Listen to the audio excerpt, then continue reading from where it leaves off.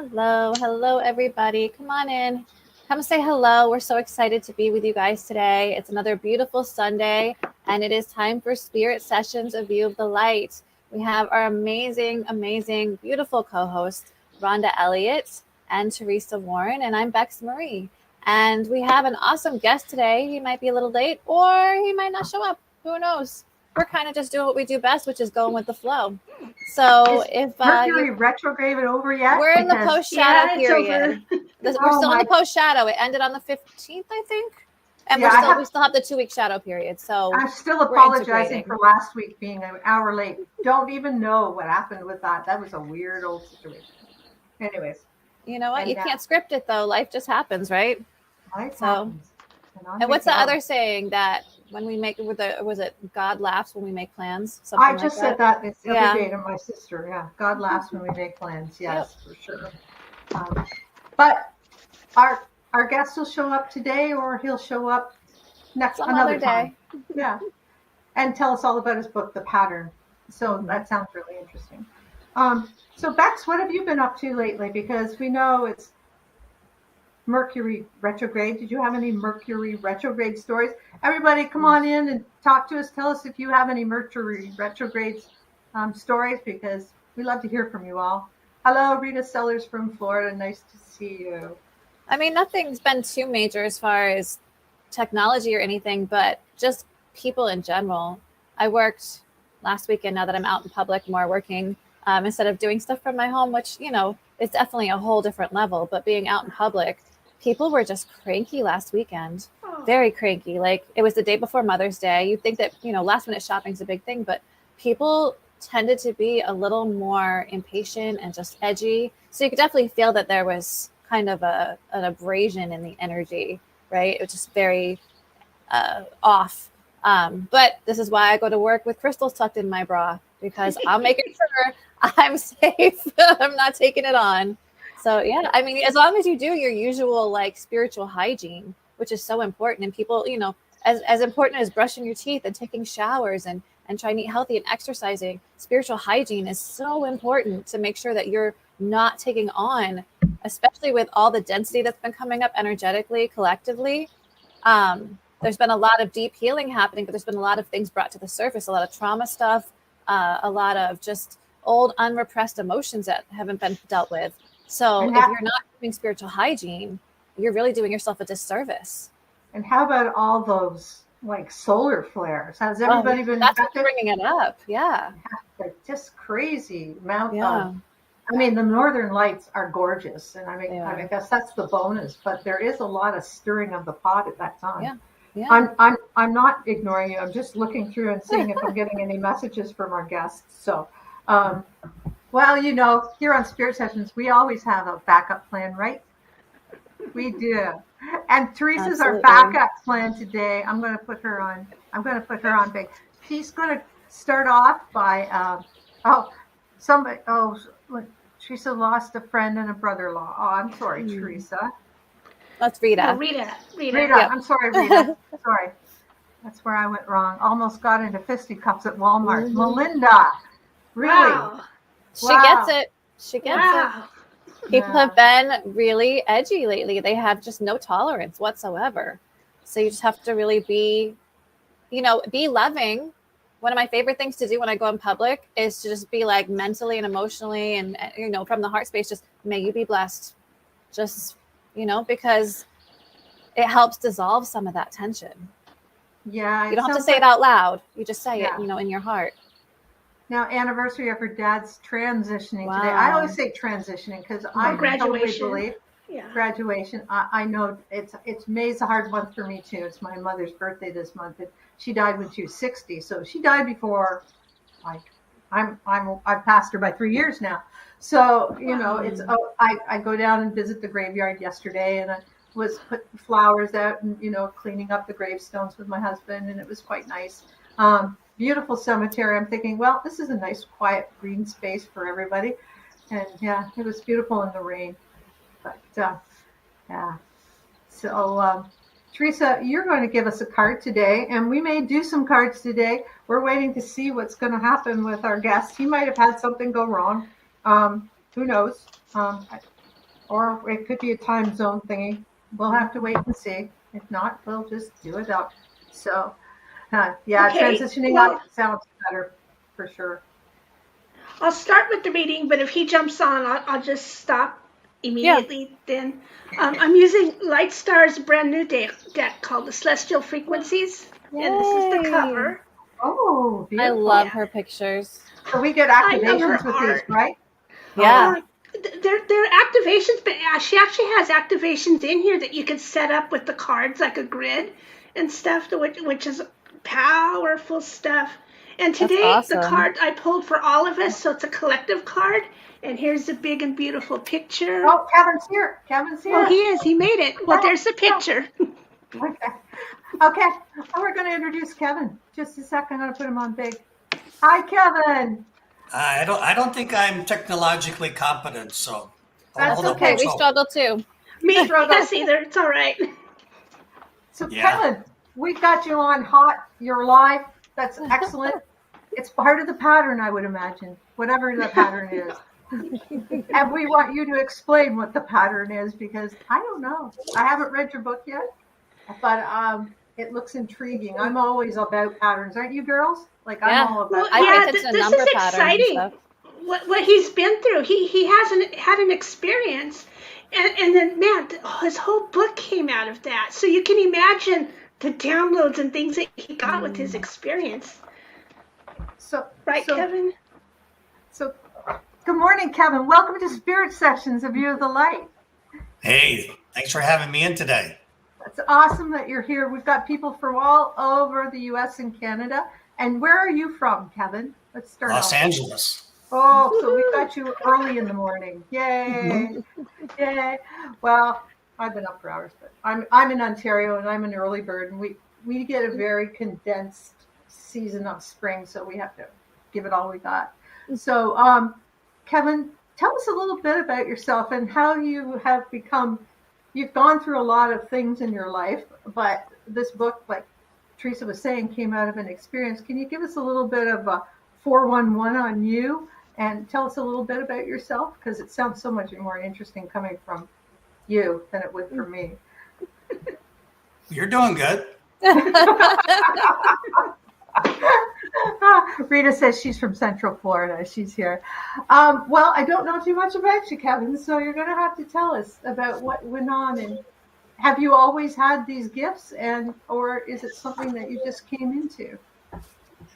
Well, I've thought about that for many years, how to describe that. And what I finally decided was I was born a natural sensitive. Right. And in the case of natural sensitives, you have a lot of capability, but it's unformed. It's not disciplined or trained. So many folks that are natural sensitives just go through their life being highly intuitive, knowing things, seeing things, but not quite understanding. But I am inclined towards finding out what these experiences were. And then as time went on, much in through my 50s and up into my 60s, I had an experience of what I call the pattern. And the pattern is my description of my experience, which isn't particularly detailed. So I'll tell you a little bit about the experience, and you could probably get an idea why I called it what I called it.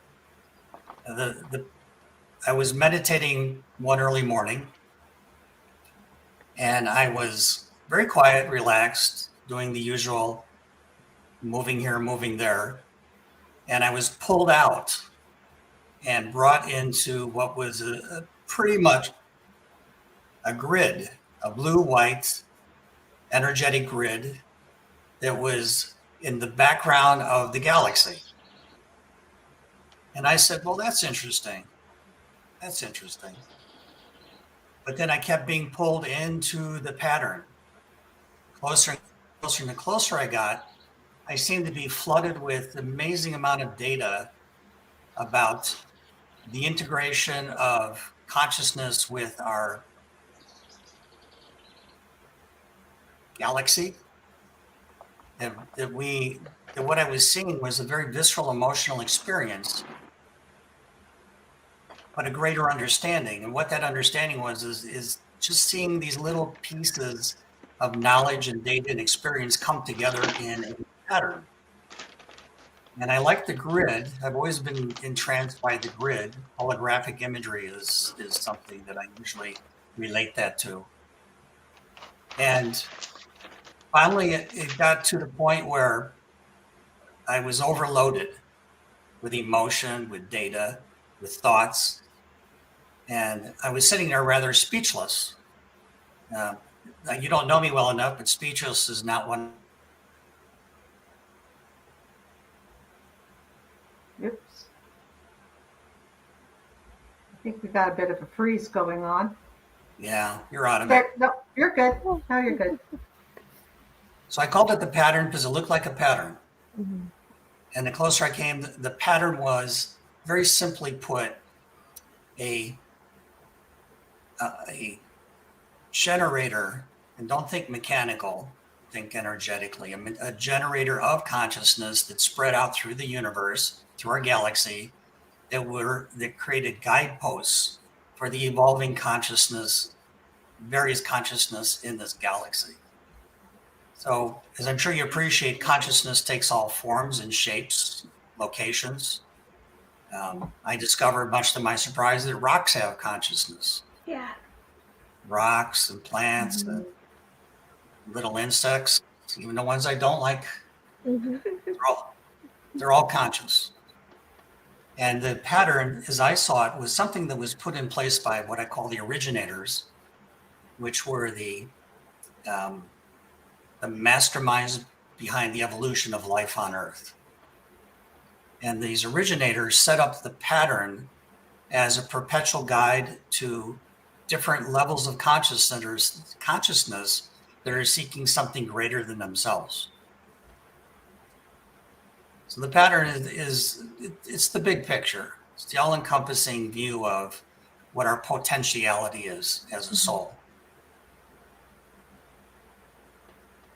That's amazing. Wow. I hope you got that, captured that in audio, because I haven't quite explained it that way before. Yeah. Yeah, we got it.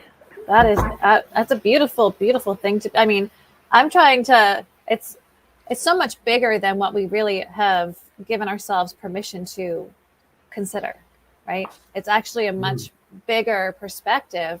How does that interplay with daily life? Like, how's that affected your daily life and how you perceive everything now?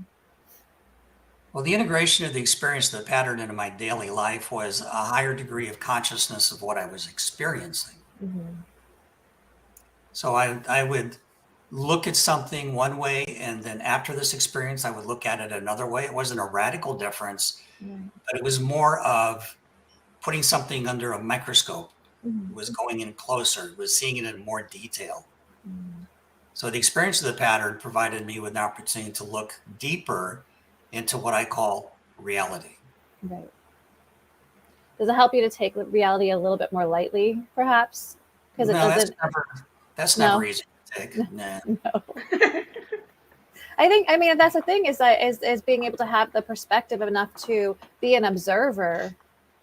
When you have such a huge opportunity like that, to be able to see things from a much higher place. Sometimes the daily living can be shifted in a way that you're not really immersing yourself in it the same way. I guess that's kind of what I was meaning.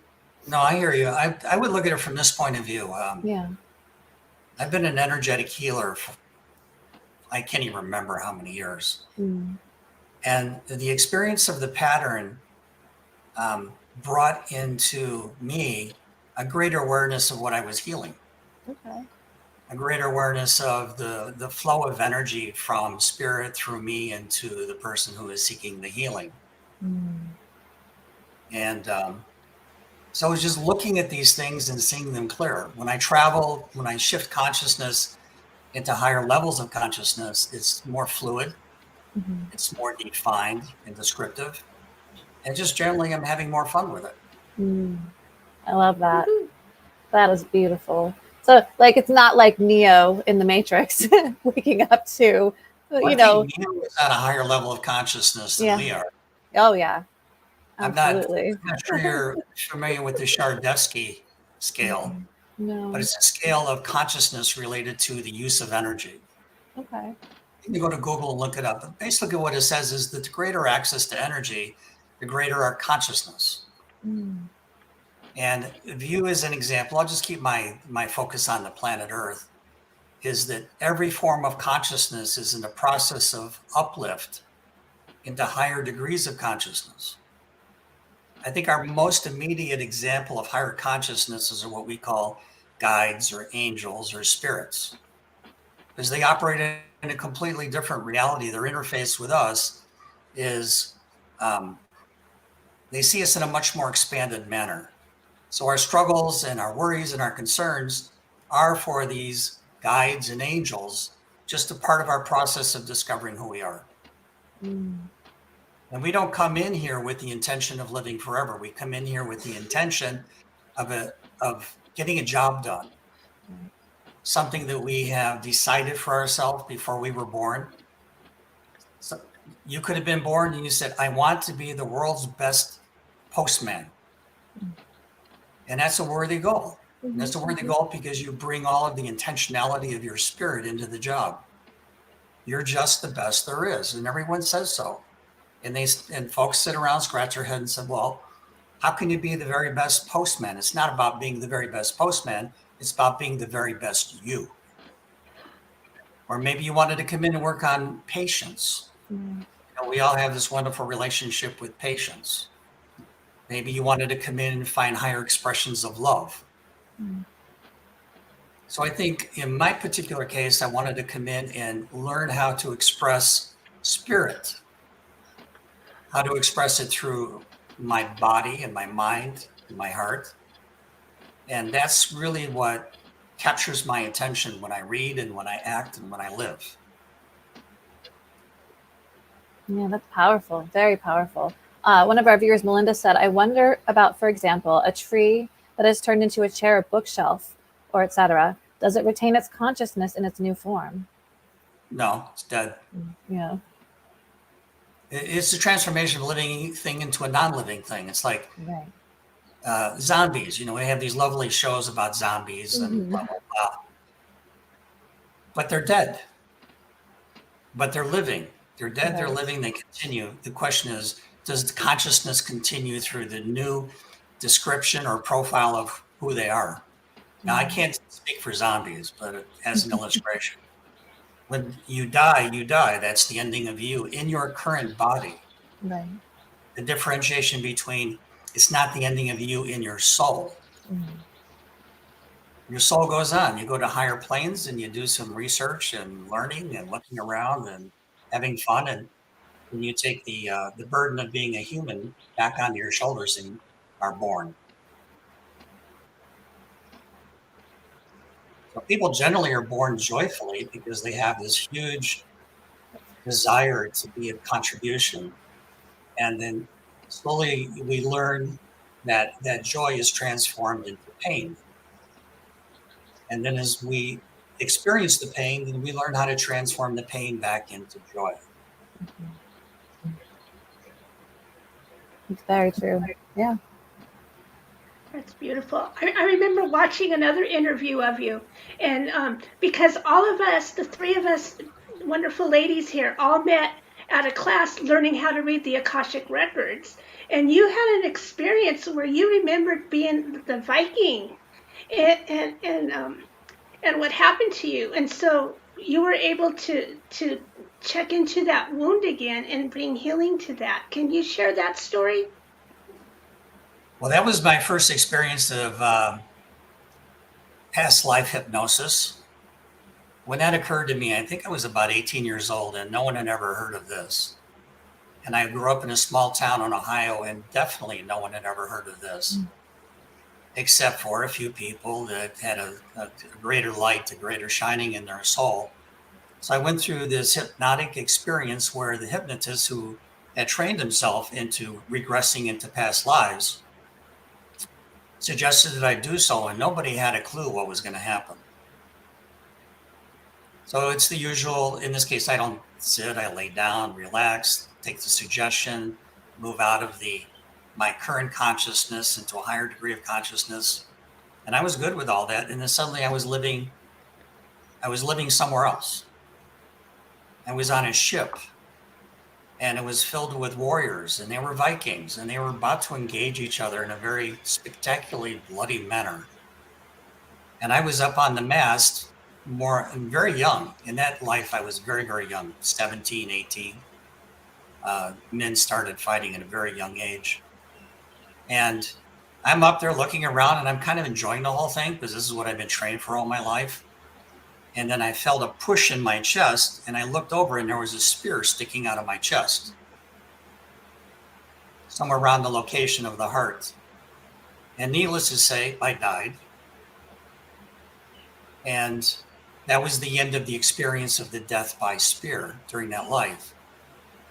So I got very curious about this because I had a kind of like a little ingrown tumor above my heart on my chest. And I've always looked at it, and I was thinking, well, maybe this is related to that experience. So I went to the hospital, and I had a male mammogram or whatever they call those things. Mm-hmm.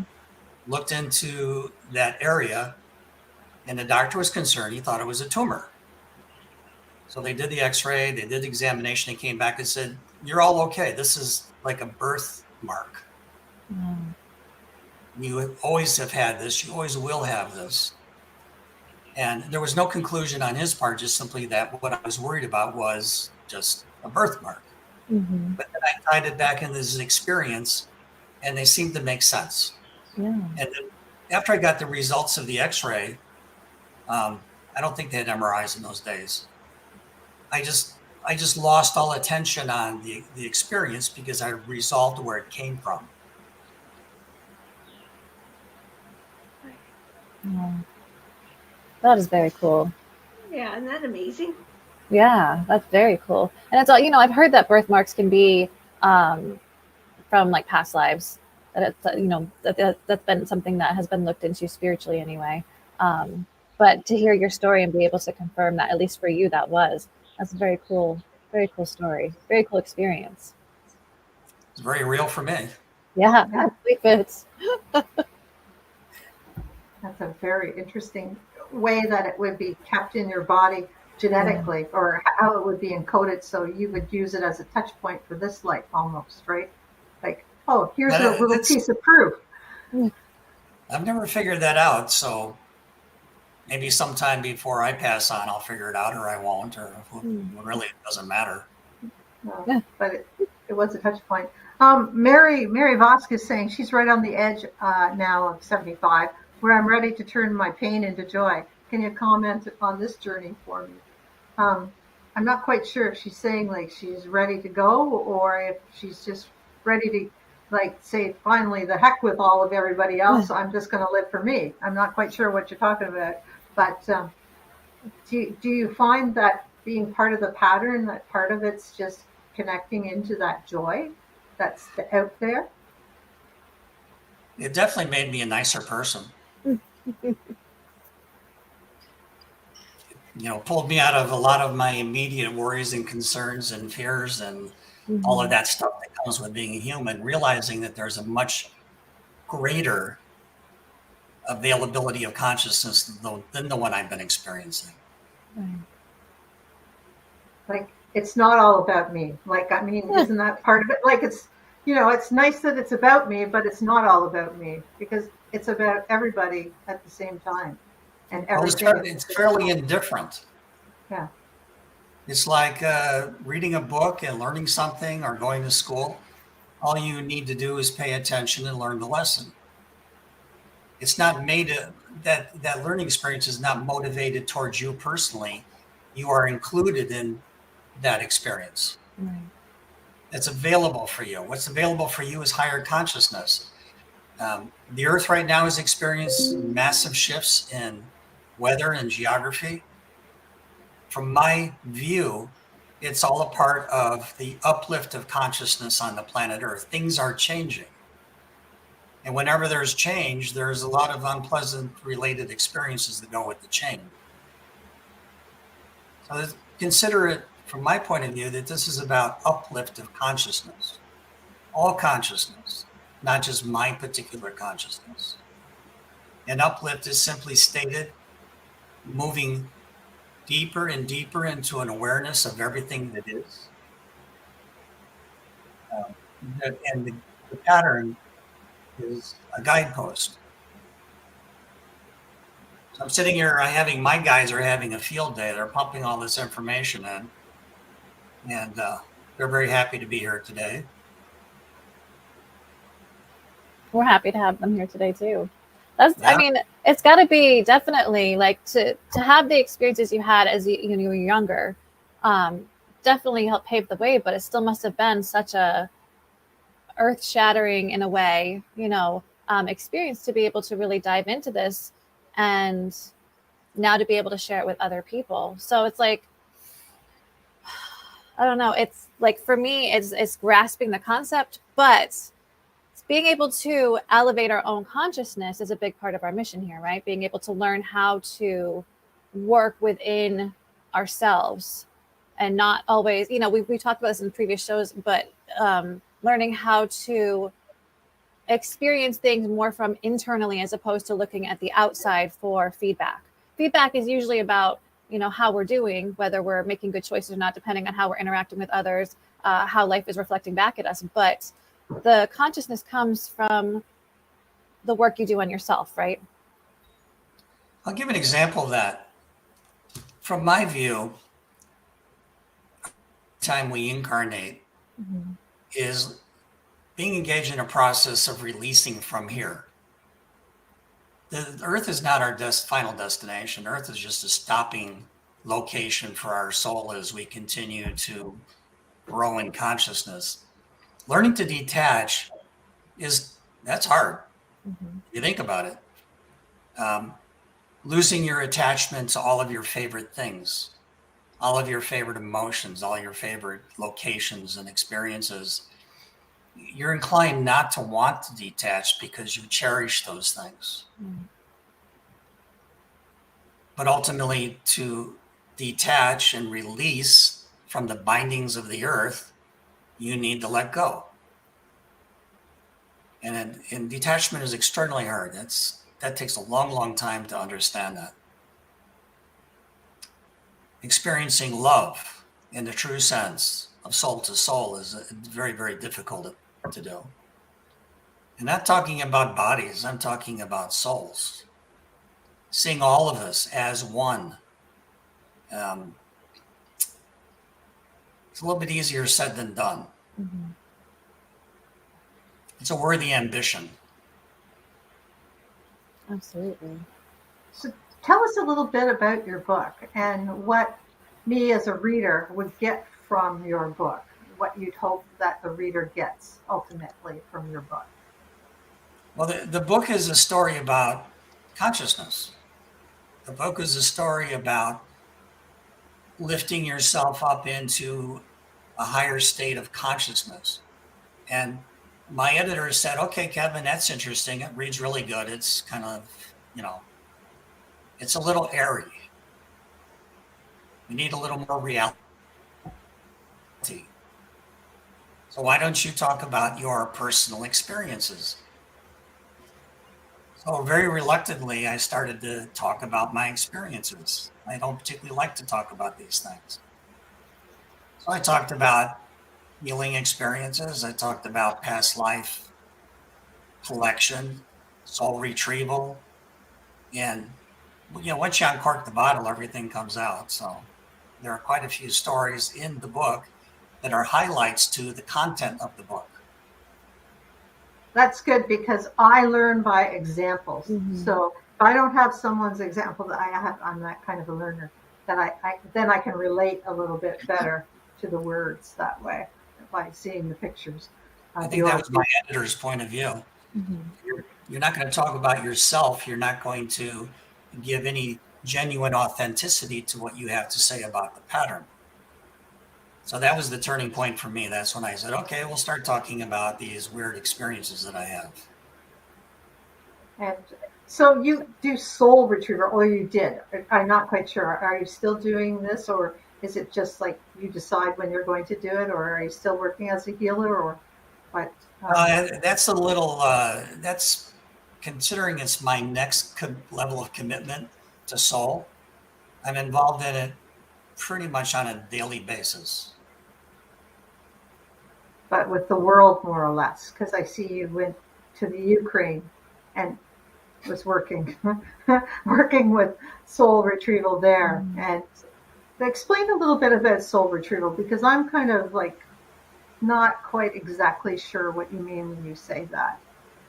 Well, look at it from this point of view. You're sick, or you have gone through a violent experience and you pass, you die.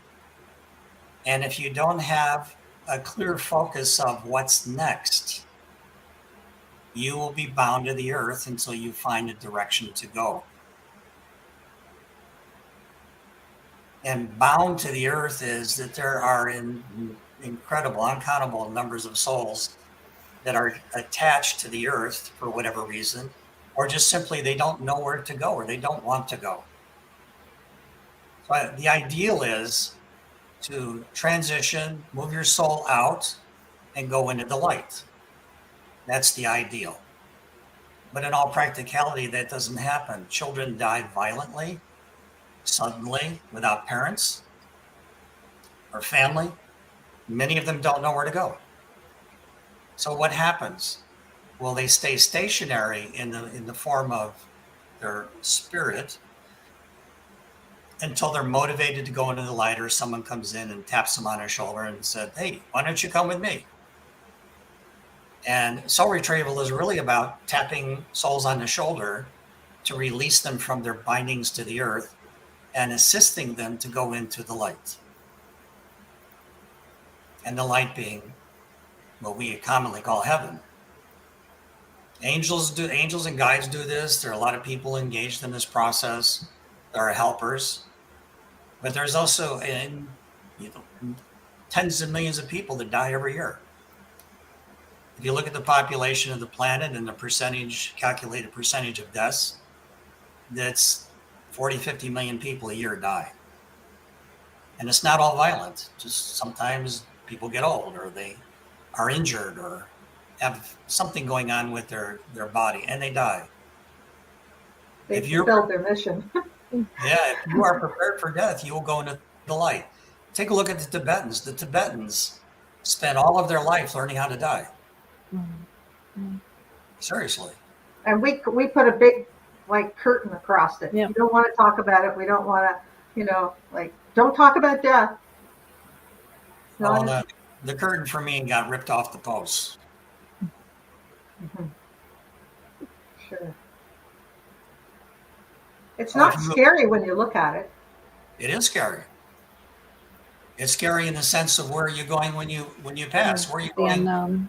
It becomes time to release. Are you going into the light? Are you going into continuation?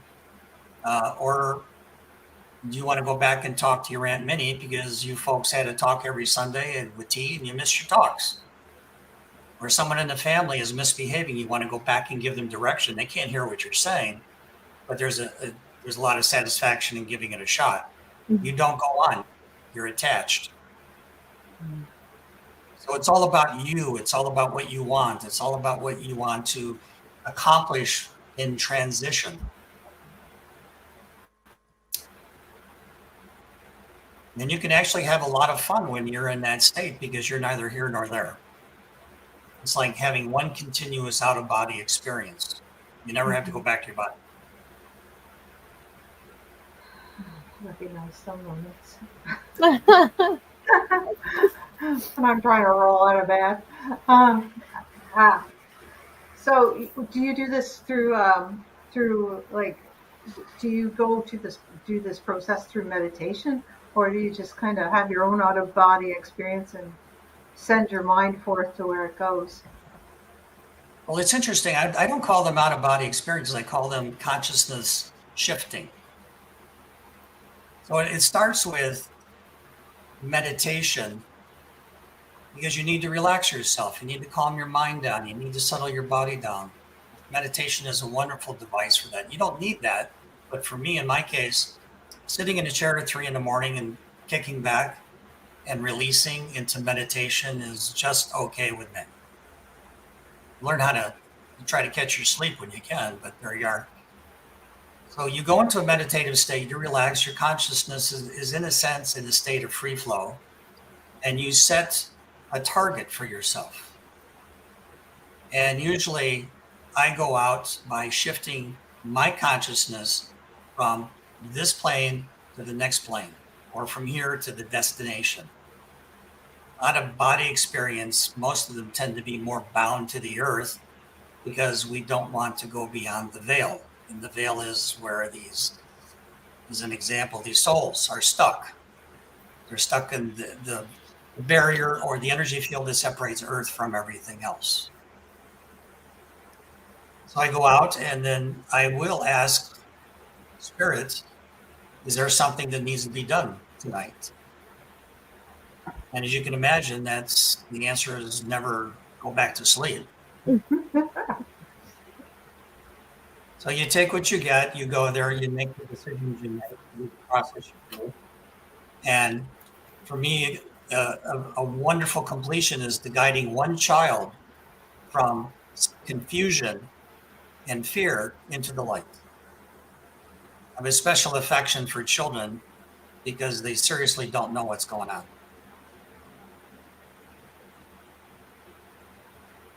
Even the elderly, the people with Alzheimer's, they don't know what's happening to them. It's not real. It's just a continuation of a dream. That's why I guess our loved ones come to help us pull us through, right? They'll come to help. And it's a simple process because with the intent to retrieve, it's a simple matter of saying hello. Are you ready to go into the light? And if they don't know if they're ready to go in the light, you say, well, here's an opportunity to go talk to your mother, your father, your family, your relatives. And that usually is a great motivator for moving forward.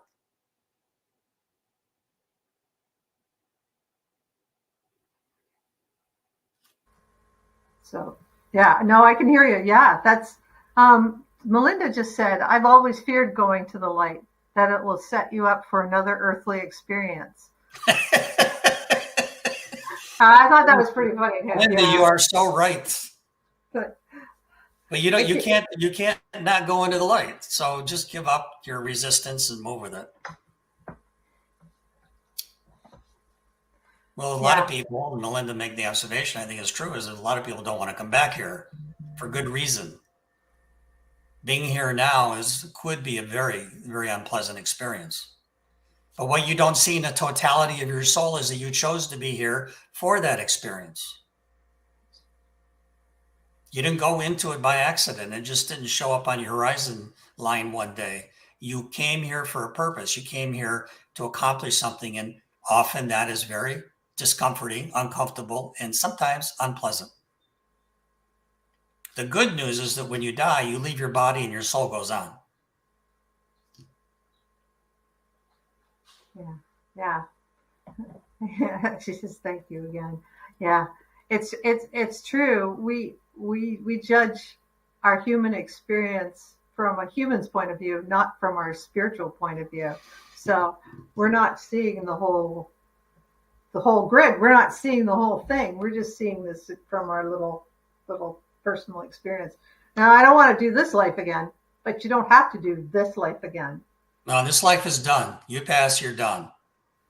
You might pick up one particularly as difficult as this one, but it won't be the same. Somebody's asking back and doing the same thing all over again. It's a waste of energy. Rita was wondering, do you believe we chose our parents? Well, consider the timeline on that. Who came first? Yeah, so our parents came first, and we decided, we're going to take those two because they look like they'll teach me lots. Well, they have genetic compatibility. They live in a culture that you need for your next experience. The kinds of people they are, whether they're good people, indifferent people, bad people, you choose it. And that's what kids don't understand, or young adults, or even middle-aged adults.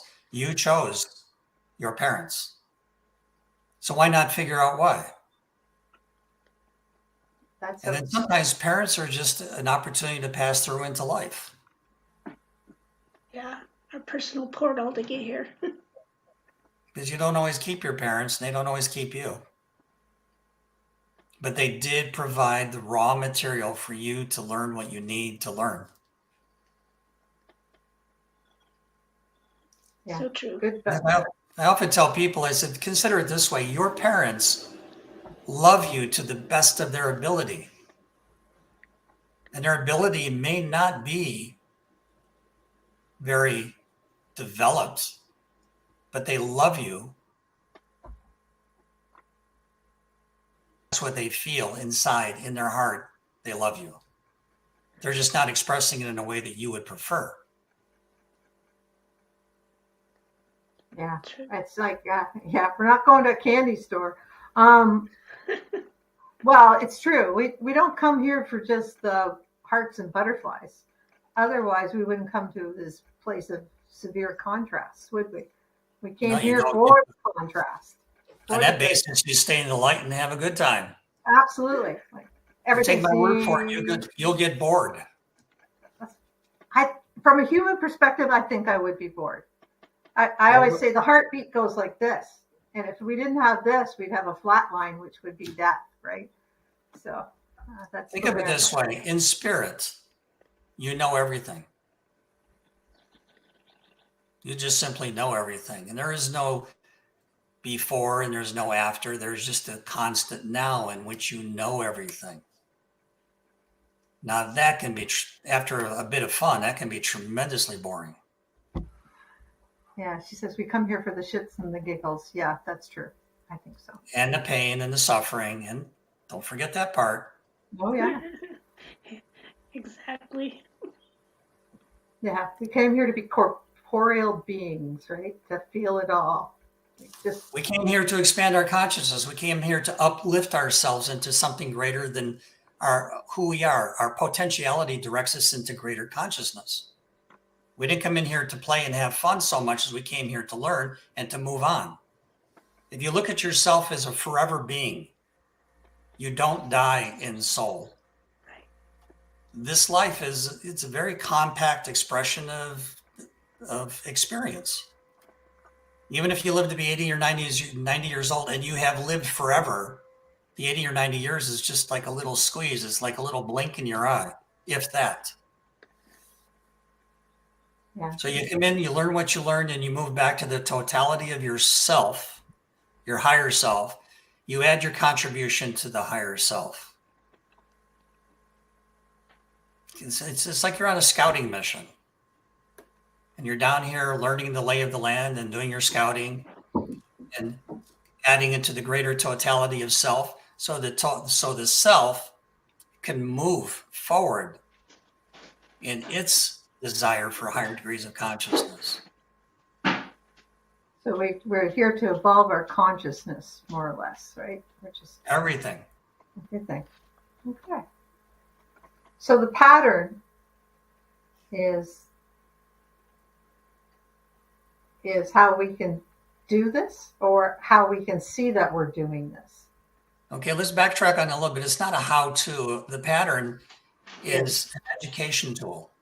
Okay. And the pattern provides the energy that we need to go on to our next level of consciousness. The pattern is indifferent. The pattern is a tool. It was set up by the originator to guide us to greater degrees of consciousness. If you think about the originator or / originators, they probably had a lot of different things they needed to do. So let's whip together a little galaxy and put some consciousness in it and see different planets. And hey, let's see what happens. But to make sure that it happens, those little forms of consciousness need to be educated and guided and brought out from primitive to the sophisticated to the greater awareness.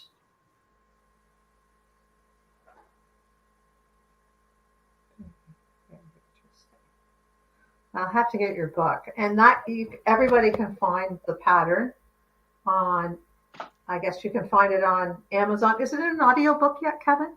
I'm working on that. It's available in Amazon, is available in Google Book. It's an e-reader as well as a hard print. And I'm in the process of now putting an audiobook together, but I can't find a voice that doesn't sound silly. Yeah, it's hard to find the right. Why don't you read it? You have a great voice. Yeah. I would prefer not to. Oh, but you have a good voice. Thank you. But I don't want to read it because I don't want to listen to myself for 5 hours. I know, I feel your pain, but you sound a lot better to everyone than you do to yourself. That's just the way it is, I guess. Everybody cringes. I can't even watch our shows back half the time. Me too. Yeah. So, because I can't stand listening to myself. Is the pattern different for everyone? That's what Melinda wanted to know, and she thought SpongeBob voice would be cool. I don't think so. Melinda. I think SpongeBob is a little too squeaky for me. Yeah. But is it for everyone? And everyone has their own experience. It's for you to determine what your experience is and then learn how to use that experience in moving forward. One day the earth is going to be completely fulfilled and balanced, and we're going to leave. And then there will be once again the raw earth, Mother Earth, which I've met. She's a rather intimidating force of energy. We'll just go on to the next degree of consciousness. Think of the earth as a birth cradle. So for some reason, this place is put together to birth consciousness. Isn't that amazing? Yeah. Yeah, she's so amazing. Mother Earth. You have a comforting voice, Kevin. That's what Rita said. So see, I'm not the only one who hears it. Rita, my mother, said the same thing. And Kevin, just to know, I listen to mostly audiobooks now that I'm older. Yeah, if I can't take the voice, let's turn it off. You can take a great book and kill it with the wrong voice. Absolutely, we can. Wow. We can. No, I can't listen to that voice one more minute. I'll have to go read it. That sounds awesome. So you can get people can contact you at the links that I put on in the banner. They'll also be in the podcast later and on veryparanormal.com, which is also, it's a sister network that we post to. And it's funny, Jackie Dennison, who's the head of that network, is a rescue medium. So she kind of does what you do. She helps souls into the light as well. She gets it. Yeah. She goes and helps them into the light. And actually, one of our other people that was on not too long ago, he does that too, Josh Lewis. He does that as well. He helps rescue souls and shows them the light. So, well, from my point of view, there aren't enough. Yeah. There are many, and when I'm out and about and doing the thing, I don't see many. You stop to consider that consciousness after death is infinite, and the collection of souls is massive. I'd be surprised if I ever actually met anybody. Yeah, that would be. Yeah, it's fun to talk about it. A very good friend of mine does soul retrieval as well. He's published and audio, all this stuff. And we sit and we compare notes. Oh, neat. Once we got over the fact that we were both suspicious of the experience because we think everyone else who has this experience is a little wacky, we agreed, cool, let's talk about it. And then the experiences different started matching. Oh, so yes, there are people out there doing it. I finally agree with you that other people are out there doing it because I was in disbelief for the longest time. And frankly, why would you want to do this? Well, you don't get any sleep. You have to have office hours. Yeah. Office hours with spirit. Okay? Well, I need a little nappy once in a while. Yeah. it's very energetically draining, I imagine, a lot of the time. Well, data input is huge, and you stop and think, you get a massive set of data that you will integrate eventually, if not immediately, or in pieces, like taking bites out of a steak. You take bites out of the data and you assimilate it. So yes, the massive consciousness is available is, frankly, it's only consumable in bite sizes. So if people want to get a hold of you, describe what's the best place? And you have another book coming out too, right? You have another book in the works. With my favorite topic, it's called Soul Retrieval. At least that's the working title. Phil. I would have changed the subtitle on the pattern book, except I'm not going to fiddle with it anymore. And I would say, instead of an exploration of consciousness, I would say the uplift of consciousness. Yeah, nice. But you learn all these cool things after you've done something, and I don't want to keep repainting the same canvas. Yeah. So I'm reachable as a web page and Facebook. Facebook is /thepattern.jeffers. And the web page is thepattern.pub, P-U-B. P-U-B, publishing. And that's where you'll have your new book out as well, I would imagine. As soon as I find the energy to finish it. I have to download some of that, just straight download it and go for it. Rita Seller said, and this is true. I was just thinking about this, Rita, as well. Palliative care workers, when they're working with people who are dying, they can be instead of having the soul retrieval, they can send them on right from home, right? They can help them pass easily. Like well, that's one way. With my grandma.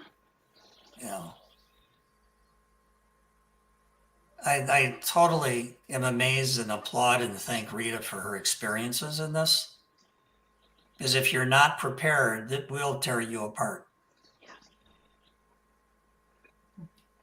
So having that support as you're dying and someone to help you just deal with it before you die and, go to the light, you see the light, like my aunt said, I see a light. I said, well, that's them waiting for you, so don't hesitate when it comes time. Or if you're unconscious, just simply whisper in their ear on an ongoing basis. Go into the light. Go into the light, yeah. Yeah. And you know what that means when you're in soul. You may not know what it means when you're in the body. But with confidence, confirm where they need to be going next. Yeah.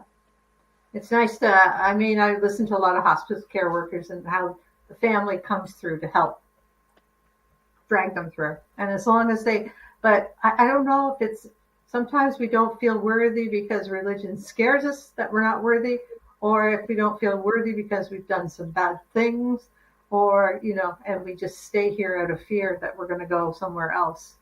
And that won't be so pleasant. That's a possibility. I don't want to go somewhere else. No, just go to the light, Kevin. I told myself that 20, 30 years ago. I had an experience of going into the light, but I was locked out of the higher levels of the light. The light is an intensification of illumination, like going into a sun or a nova sun, and you're always afraid you're going to get burnt. But in the case of moving into the light, into the higher levels of light, you have to pass through this intense illumination. And I was stuck at a lower level of light, and I was discontented with that. That was not for me. I wanted to go the whole way. So then I backtracked to find out what it would take to go to a higher level of consciousness. It's not enough to go to the light. What do you do after you go to the light? The book, the Soul Retrieval book, I'm going to talk a lot about what do you do when you die. And that sounds really light and airy and kind of silly to a lot of people. So I'll be dead. I won't know. No, you'll be dead and you will know. So where do you go? What do you do? Because when you go back, you're going to report about your life. And you're going to be reporting to yourself. Yeah. That's pretty interesting. Can I share the story about my grandma, though? Sure. I'll make it fast. When my grandma passed, I was just learning these kind of things, and I didn't know anything, but she had attached herself to my transpersonal awareness counselor. Oh, hi. Who had said that, hey, your grandma's attached herself to me, and she's being a little bit rude. She needs you to pass her over. I mean, to send her into the light and open the vortex and stuff. But the thing was, all my grandma's brothers and sisters and family had been actually waiting for my grandma. So apparently they've all been there the longest time, not going into the light until grandma finally. So when I sent grandma through, there goes everybody else in the family too at that time. So it was kind of like a group crossing, if you will. That's the best kind. That's amazing, Teresa. It's much better to go that way than to die and to have no one there. Yeah, for sure. For sure. And you don't know where you're going. Yeah. For sure. Yeah, that's for sure. We always have a few little questions we ask at the end of the show. One of the ones is hard. It's, if you had a theme song for your life right now, what would it be? If somebody was playing, before they announced your new books, what would it be? Could you ask me that again? What would be the theme song of your life right now? What would be Rocky? Like a Rocky? Okay. I got it. Rocky. Running up the steps. Yeah. How cool is that? You talked a little bit about crystals. Do you have a favorite crystal? You have one that you know? No. Do you work with any of them, or do you have them around your house besides your computer screen? Okay. No. I'm not a crystal guy. Not a crystal guy. Well, that's you've got to be one of our first. No matter. That's cool. And the last one is living in California. Have you ever seen a UFO or had experiences with extraterrestrial beings besides your spirits guides and that? Have they popped into any of your meditations? That's a good, tricky question. I like that. In California, do you see UFOs? Well, you see UFOs everywhere in the United States, but let me talk about California and living here. No. No. But, there's always a but. I have experienced, quote, non-human intelligence in the higher planes. Neat. Fascinating. Cool. But here on Earth, I don't want to ever meet them. Wow. I don't want to become someone's dinner. Oh, I don't think you would. Seriously. Well, seriously, there are cannibalists. There are meat eater aliens that come here and harvest people. I don't doubt that. Mm. But I think there are good ones here too. So no, they're not all bad guys. It's like everything else. There's a balance. Yeah. But they're hunters, and then they're the ones that are our teachers and guides. Right. Then there's the shepherds. Anyways, that's a different story. Yeah. Aliens don't even particularly like to come here. And humans don't particularly like coming here, apparently. No. That stopped me. So now you threw me off the track here. Sorry. Aliens are aliens. You run across them, you don't. You do what you do. You get eaten for dinner. You get blessed with light. Who knows? That's an very interesting comment. Yeah, that's very cool. Very cool. Thank you so much for being on our show. And please reach out to us again when you have your new book, because I'm going to look up. I'm hoping for an audiobook because I really enjoy listening. I see the whole pictures when people are reading to me. So I think you really should read it. So your comment might be the tipping point in the internal conversation about whether I'm going to do this or not. Well, Kevin, from what I just have experienced with you, I think you're the only one who can do it the justice it deserves. So it's true. That makes sense. Was that your grandson or your kid, your son? That's my child, my 8-year-old. Oh my goodness, he's so cute. That's a cool age. Yeah, he's a handful. Yeah, well, that's not yet. Comes with the territory. It is what it is, right? Yeah. They're great to have around. He's a cutie. So thank you very much, and you enjoy the rest of your day. And we've really impressed. Melinda says she was very intriguing. She doesn't quite get it yet, but maybe she'll get your book and then she'll get it better. So sometimes you're reading it and rereading it. That's the way to go. You'll get it better. So. Well, I'll just tell you a fast story. Is that there's a black lady who's a pastor in South Carolina who read the book and experienced the pattern while reading the book. Oh.